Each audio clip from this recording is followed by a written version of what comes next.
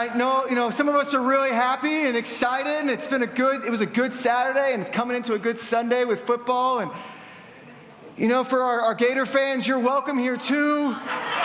It's a place of rejoicing for some and mourning for others. But it's good to be a family, no matter, what college you went to. I went to the illustrious Kennesaw State University. It's the Harvard of Cobb County, as we call it. And, we're on our series that we're talking about hospitality. And if you were wondering, you're like, why is this section fairly empty? It's because our Thrive and our campus have a service today at 4 o'clock. And so it's going to be really cool. They're doing one together. They're going to eat and celebrate and be hospitable to one another. It's really great. And so I might be the youngest person here. But it's good to be together. My name's Kendall Albert. I help lead the campus ministry here with an awesome team that we have. So we're going to dig in right now to Luke chapter 9. The last 3 weeks we've been talking about hospitality. And Nick was up here and he was talking about the sinful woman anointing Jesus and Jesus going out of his way and being hospitable even when it was uncomfortable with uncomfortable people. And then Jeff talked about Zacchaeus and calling him down and being hospitable in those random moments. And then he talked about last week the Lord's Supper and talking about how we need to eat together, and that's an integral part of our faith. And so today we're going to look at what I think is one of the craziest miracles of Jesus, and it's also one of the coolest opportunities that Jesus had of hospitality. In the 4 Gospels, besides the Passion account, there's only 2 things that are in all 4 Gospels. And so today we're going to look at one of them, and that's Jesus feeding the 5,000. In Luke chapter 9, in verse 10, it says, "When the apostles returned, they reported to Jesus what they had done. When they took them to him, and they withdrew by themselves to a town called Bethsaida. But the crowds learned about it and followed him. He welcomed them and spoke to them about the kingdom of God and healed those who needed healing. Late in the afternoon, the 12 came to him and said, 'Send the crowds away so they can go to the surrounding villages and countrysides, find food and lodging, because we're in a very remote place.' Jesus replied, 'You give them something to eat.' They answered, 'We only have 5 loaves of bread and 2 fish. Unless we go and buy food for this whole crowd, there's about 5,000 men there.' But he said to his disciples, 'Have them sit down in groups of about 50 each.' The disciples did so, and everyone sat down. They took 5 loaves of bread and 2 fish. He looked up to heaven, he gave thanks, and he broke them. Then he gave them to the disciples to distribute to the people. They all ate and were satisfied. And the disciples picked up 12 basketfuls of broken pieces that were left over." It is such a crazy story. A crazy story of Jesus being hospitable when it didn't make any sense. As I was reading this is a famous verse in the Bible that probably a lot of us know and have read many times. But this week, over the last few weeks, I've been reading this, and there are a few things that stuck out to me. The first thing that stuck out to me is that Jesus wasn't using hospitality as a way of tricking people into hearing the gospel. That throughout the Gospels, and including in this, preaching and feeding were often tied together. That Jesus was going into homes. Sometimes he would eat first, and sometimes then he would preach, or sometimes he would preach first and then he would eat. But he was not hiding the gospel and being hospitable and then kind of like trying to like beat around the bush to it. He wasn't trying to just be a really nice person and do it, and then, okay, after a while, then he kind of comes in and tells them, "Oh, guess what? There's the Bible." But he had them combined. They were a part of who he was. It's so easy for us to treat the gospel like a pyramid scheme in a lot of ways. And that we're like, okay, I'm going to have someone over, or I'm going to get with them, I'm going to hang out 4, 5, 6 times, we'll get coffee, and then after coffee, then I'll have them in my home, and then we'll play golf, and we'll hang out. And then after a month or 2 months or 4 years, then I'll be like, oh, guess what? I love Jesus. We do that to people. But that's not the way that Jesus ever presents himself or the gospel. That they're tied together for him. For Jesus, it wasn't a pyramid scheme. It wasn't, hey, come hear about my financial peace thing, my financial management system. Oh, guess what? The way to have financial management is to sell these knives, right? That's not what Jesus was doing. He was very upfront. They knew what they were getting into. They knew what was coming, what they were doing. Jesus wasn't hiding who he was through hospitality. And if we're going to be hospitable, if we're going to be people who love people and serve people and share what we have with people, it's not as a way of hiding who we really are. But they're tied together. For me, if someone comes to my home, they're going to know, but probably beforehand, definitely during, and definitely afterwards, where I stand. Now, that doesn't mean that every person I have in my home is someone I'm trying to help become a Christian, but I want everyone who comes to my home to be someone who knows where I stand with God. That this is where I'm at. This is what I'm learning from God. This is where I'm growing. This is how I'm trying to be like Jesus. I don't want people to trick people into it. I don't have to become someone's friend for 10 years before they find out the most important thing in my life. Jesus didn't do that, and neither should we. Jesus was unashamed of the gospel. And we shouldn't be ashamed either. As we've been going through this, it's been really cool to hear in welcomes and stories of people sharing, hey, I've been hospitable, and these are amazing things that happened. And sometimes when you're hospitable, the greatest things happen. You bring someone into your home, or you share a meal with someone, and they become your best friend for the rest of your life. And then they become Christians, and then you become partners in the gospel, and then you become related somehow. All these things happen. It's just the greatest stories happen sometimes when you're hospitable. But as I read through this, one of the things I realized is Jesus wasn't hospitable only because it would work. Because sometimes, if we're honest, it doesn't work. Go to John chapter 6.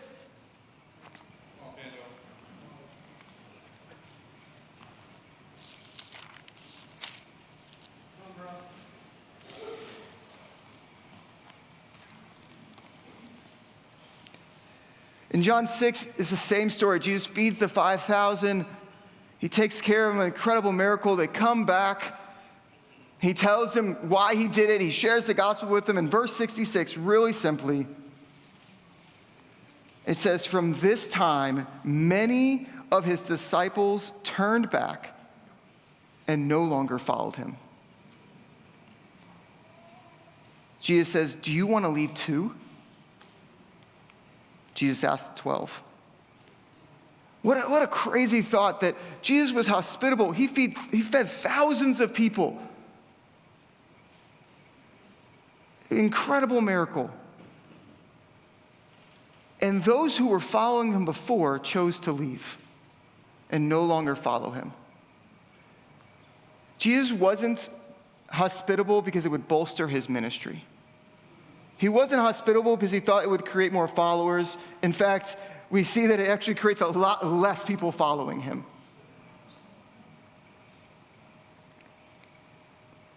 My tablet is completely shut off. All right. Technology's great. Here we go. Backup plans. There we go. Are you only hospitable when it works out? What happens when you open your home or you open your life and you expose yourself to somebody, right, to somebody new in a way that you're vulnerable and real, and you bring them into your home and they see who you are and it just doesn't work? Then what do? Then what's next? Because I think it's easy, as I stand on stage, it's easy to go, hey, it's always going to be great. This week, open your home to somebody and you will have a new best friend for the rest of your life. But we think that sometimes, and then when reality hits, and sometimes it doesn't work, we go, I'm never going to do that again. I think it's easy to do that. You know, when I was a young man, before I was married, I lived a group of 5 guys in a small little apartment, and we had people over to our house every day. And there was this one guy that we had over to our house for probably about 5 months straight. And he would come almost every day, and we'd feed him, and we'd hang out with him, and he'd sleep on our couch sometimes, and we drove him. He didn't have a car, and so we'd take him to work, or, you know, we became great friends. And then one day, about 5 months in, he wanted to smoke a cigarette in our apartment. And we're like, hey, like, we get huge fines in our apartment for smoking cigarettes. You gotta step outside. It was really simple, like, hey, just stand right outside and then come back in. And for some reason, he did not like that. And he decided to attack me and physically assault me and another person in my household. And so we all, as a household, had to push him out, and then somebody had to offer to drive him home because he was at our house. We had to drive him home, and as he was trying to violently assault us. You know, when a little bit after I got married, there was a guy that lived across the street from me, and he was a little bit out on his luck, but me and my wife decided to open our home to him, and we drive him to work and get him food, and we like shared. At one point, he didn't have a blanket. Like, I don't know what happened, so we gave a blanket to him, we gave stuff to him, and we were just trying to love and be hospitable. And then we were leading a campus ministry, and we went to like a campus conference, and we had our 3-week-old baby, and we took her to this conference, and then when we came back, we had found that our house had been broken into. And they'd stolen, we didn't have anything valuable, but everything we thought was valuable, they had taken. And our house had been ransacked. And we called the cops, and they checked. And I asked the cop, I said, hey, who do you think, like, do you have any clue who could have done this? And he looks across the street, and he's like, oh, it's probably that guy or those guys right there. And he's pointing at the person that we had spent the last 4 months taking care of. And I remember even walking up to him and go, hey, and he's like, what happened? Like in this like shocked face, like he didn't know, but he really did. And I was like, yeah, we got robbed. And he was like, oh no. You know, it just is like a very much a guilty way of speaking. Like the person I'd opened my home to was the person who broke into my home and had taken all my stuff. You know, a few years later, we moved to St. Louis, and I was at a college campus, and I met this college student. I was like, hey, I'm trying to start a campus ministry, and can I buy you some food? And that's really easy. If you want to meet a college student, buy him some food, they'll always say yes. And he's like, sure. So I bought him some food. We went in, I bought him some food. I was like, hey, let's sit down. I'd love to get to know you. We're sitting down talking, and I met him the day before. We hung out the day before. We were there, we were eating, and the cops came. And he started screaming at the cops and cursing at them and telling them he was a man of God and that we were in a Bible study and how dare them. And they arrested him. And I'm sitting there being pushed against a wall, like going, everyone sees what's going on as this man is getting arrested in a Bible study that I set up while I'm feeding him. Like it turns out he had, for some reason, gone behind the restaurant and stolen stuff. And then he had walked away from me at one point and harassed some women. And all of this while I'm right there. And I'm looking around, and I remember asking people next to me, what just happened? They're like, you're with him? What do you mean, what just happened? They're like, he's your friend. And I was like, You know, sometimes when you're hospitable, it's great. And sometimes it's just the worst. I'd love to say, and then all these people came back around and were like, please, I want to know Jesus, let's be best friends. But that's not how any of these, I didn't see any of these people again. And then there are wounds. Sometimes it's great, and sometimes you leave wounded. Sometimes when you open your home and you open your life, you walk away wounded. and you leave with scars. And if we're hospitable only for the ways that it benefits us someday down the line, we'll give up very quickly. That if we're doing it because we think it'll help make a new convert or it'll help make a new friend or, someday they'll come back and repay us, and then you're going to quit very quickly. Because it doesn't always work out. In fact, oftentimes it doesn't work out. Oftentimes, most times I'd say you're out just a few hours and a few dollars and a few, more eyes in your home and a few criticisms about your cleanliness. But every once in a while, it really hurts. And as I see from Jesus, Jesus was hospitable no matter what the outcome was going to be. Jesus was hospitable because he loved people and he loved God. And for us, if we're going to be hospitable people, it has to be because you love God and you love people. Not because you will ever receive anything good in the future. True hospitality is one that doesn't help you at all and sometimes hurts you.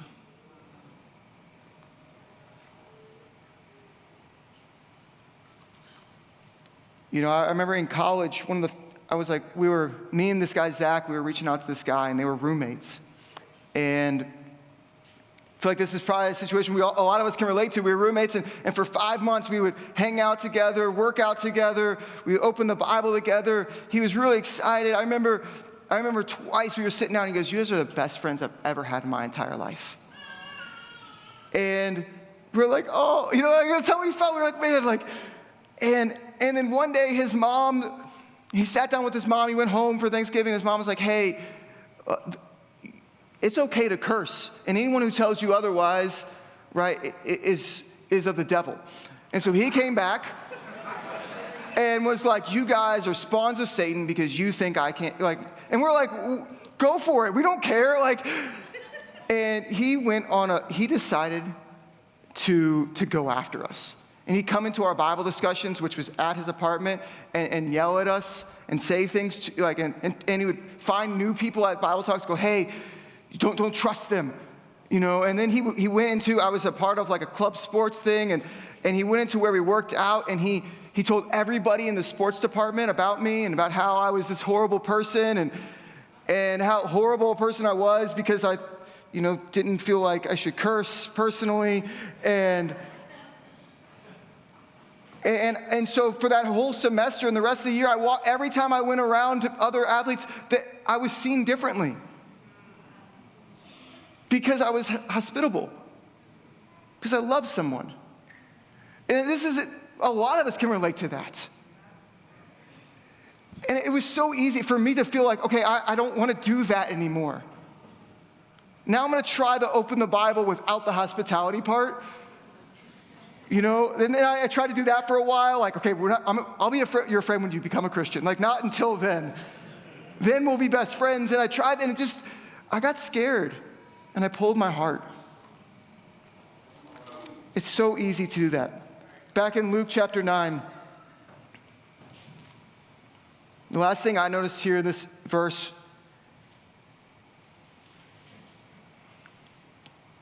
in verse 12, late in the afternoon, the 12 came to him and said, "Send the crowd away, so then go to the surrounding villages and countryside and find food and lodging, because we're in a remote place." Jesus replied, "You give them something to eat." Jesus was hospitable with his small group. Jesus wasn't a solo act. That when you see Jesus, I love this, he brings them into it, right? First of all, we understand that his disciples' plan was actually really good. That is the logical, loving thing to suggest. Hey, we're in the middle of nowhere. We got nowhere to stay. We got no food. I know you want to preach, Jesus. Can we send them home? And then bring them back and we'll preach some more. That is a very logical, loving thing to suggest. And if I'm in the middle of nowhere with you and we're studying the Bible and it's getting late, send me home. If you don't have enough food to feed me, send me home, right? If you don't have a place for me to stay, send me, that's loving. That makes sense. The disciples aren't being selfish here. They're not being unloving. There's 10,000 people there probably. It says 5,000 men, so there's probably 10,000 people. That would be overwhelming. Hey, Jesus, let them go home. Stop holding them here. But I love Jesus' response. Well, you feed them. Jesus could have very well been, hold on, and fed 5,000 people or 10,000 people. He could have done it himself. He could have said, all right, you guys go home, you eat some food for breakfast, I got this. But he said, no, you feed them. Jesus didn't do his ministry alone, and he wasn't hospitable alone. He always had his group with him. He always had his community with them, and they did it together. Jesus healed with them. He fed people with them. He baptized people with them. They did it all together. And for us, it's easy to think Jesus could have done that alone. But as you read the Gospels, what you can tell is if Jesus thought he could do it alone, then why didn't he? He was not alone. For his 3 effective years in the ministry, he did it with people. For the 3 years that he's like, I got 3 years to change the whole world for eternity. I need these people. I need them to do it with me. I need my group. And yeah, they're really messed up and they're weird and they got some oddities and they're hyper emotional and they can't control themselves. And that's what I need. I need them with me. And it probably would have been easier for Jesus to do it alone. But Jesus realized he desperately needed them with him. And so for us, if we're going to follow in the footsteps of Jesus, we need to do it with others. That it's great to be hospitable, but Jesus didn't do it alone, and so we shouldn't either. That we need the ragamuffin group of people. We need, those derelicts, right, that are around you. You need them to be hospitable, to present the gospel. We're not a bunch of individual Christians walking around. It's not that I'm a light and I can go be hospitable. It's not me and my family. It's not me and my spouse. I need my small group. I need my group of people that we can do this together. That's the way it works. When Jesus sent out his disciples, when he sent out the 12, it could have very easily go, okay, we got 12 cities. Each of you go to your own city. He's like, no, I need you guys together, 2 by 2. Then he had 72, and he was, I'm going to send them 2 by 2. He realized that we need each other. We can't do it alone. We shouldn't do it alone. Hospitality works best when it's in community. When together, with all of our oddities, we can present, ourselves. We can serve together, not individually. Within our church, this is an amazing family we have. And it's a really big family. But the way that we kind of set up the church is we want, for us, not just have a big group, but that we're focused in our small groups. That each of us have, I got 1,000 people here, but I also have 12 to 16 people that I'm living life with on a consistent basis. That I'm serving with them. I'm living life with them. We're growing together. We're helping each other. We're being hospitable together. And here we call them family groups. But as a church, how are we doing at being hospitable as a family group? Is the person who's hospitable the family group leader? And then you go to family group, cool, I'm here, serve me, show me the lesson, and then I will leave. Or is it, no, we're all here to serve? Or is your family group a place where, hey, serve me when I choose to come, and I'll be there every 6 weeks maybe, and that's what I call my family group, a place that I'm not really choosing to be connected to. Like, are we hospitable together? Are we serving together? You know, I've been here 2 years now, and over the last 2 years, I've heard kind of the same complaint, criticism, critique, constructive thought, however negative or positive you want to hear it, and about our family here. And that's the lighting. No, it's not. All right, no. It's a bad joke. All right. In the back, that's my, all right. But it's really hard to join a family group. That people who move in, or people who become Christians, or people who are changing what congregation they want to be a part of, that constantly over the last 2 years we've heard it's really hard to get connected with a family group. And people have said that they've gone to family groups, and people are like, thanks for coming, I hope you find one, see you later. Or they'll go, hey, sorry, we can't. And it's just that our family groups have become, no, this is just us, it's just our group, nobody else join. And I don't think that's the whole scope of our family groups, but it is definitely a perception that people who come have expressed, that our family groups are not hospitable, that we're overmaxed and overburdened and unwelcoming.